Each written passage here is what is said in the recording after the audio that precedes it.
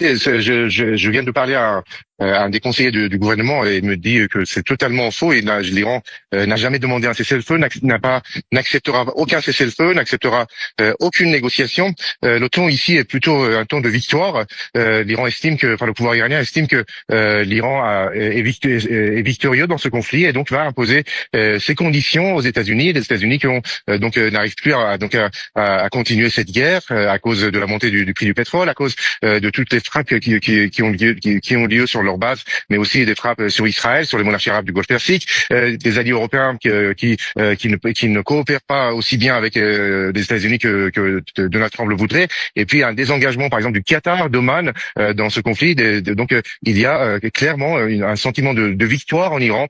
Téhéran qui veut imposer ses conditions, le contrôle du détroit d'Ormuz, recevoir des taxes pour le passage de chaque navire. Il n'est pas question que des navires américains, israéliens ou des alliés des États-Unis, notamment par exemple les Émirats ou l'Arabie Saoudite ou Bahreïn et Koweït, puissent être exporter du pétrole ou recevoir dans leur port des bateaux marchands.